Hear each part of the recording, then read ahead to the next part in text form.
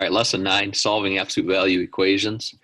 So a quick overview on absolute values. If you had something like this, absolute value of x is 3. There's actually two answers to this because x could be 3, or the other answer is x could be negative 3. If I plug in 3, absolute value of 3 is 3. If I plug in negative 3, the absolute value of negative 3, if you remember, the absolute values would turn it positive and it still would equal 3. So that's kind of the basis of this lesson. So you're gonna have these kind of more complicated equations to solve on delta math. We're not gonna do a written assignment on this. You're just gonna do the delta math today. I think it's more effective for you checking your understanding on this. So here's how it's set up. 5 plus absolute value, 6 minus 5x equals 14. 2 steps. Number 1, you're always gonna isolate the absolute value. Isolate the absolute value. Okay, so let's do that first. That means get everything that's not inside this absolute value over on the other side. So in other words, this 5 needs to get moved over, minus 5 on each side. Okay.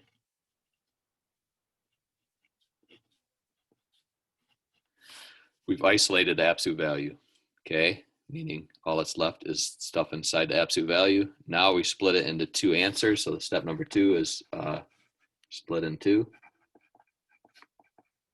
Split into 2 equations. Okay, split into 2 equations. So that's what we're going to do now. So first equation will look just like this. Without the absolute values, 6 minus 5x equals 9. Okay, exactly the same. I just took away the absolute values. The other one will look very similar, 6 minus 5x, but I'm going to say equals negative 9. So whatever the answer is on the other side, I'm going to change it to a negative. Okay, because if this equaled 9 or negative 9 in here, well, the answer is going to come up to 9. So that's kind of the idea, is it could be 9 or negative 9. It still is going to work out. So solve these both out. 5x equals 3, so we ran out of room here. X is 3/5, looks like here. Over here, negative 5x equals negative 15. X equals 3. So there are 2 answers on these. You're going to have to put in both answers. If I didn't screw up, it's 3/5 and 3. Let's do one more. Okay, a little more complicated maybe. Negative 3, absolute value here. This is the absolute value. 3 minus 2x plus 5 equals negative 19. Number 1, isolate the absolute value. Okay, in other words, anything outside this absolute value needs to get canceled out. So this 5 we're going to cancel out by minusing. This negative 3 we're going to cancel out by dividing by negative 3. Okay, don't distribute that in. You can't distribute into an absolute value. It's illegal. Algebra operation cannot distribute into an absolute value. It just doesn't work out.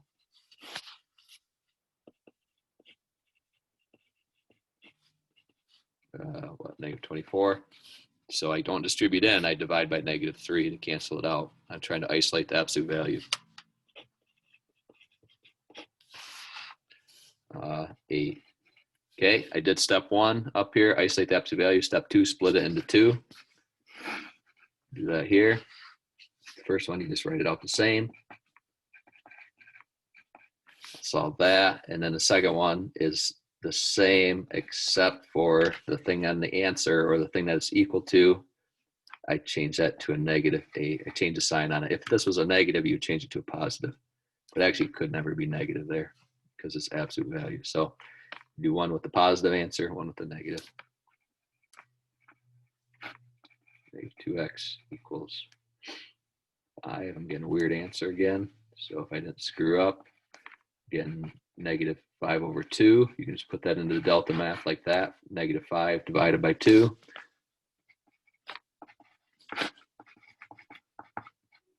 Man, another weird answer. So again, if I didn't screw up, I'm getting 11 over 2. And you could just put that in delta math as 11 divided by 2, or 11/2, and that should work out. Okay. That's pretty much what you need to know. Your assignment is a delta math. Make sure you are getting the delta math done there with points, just like your homework.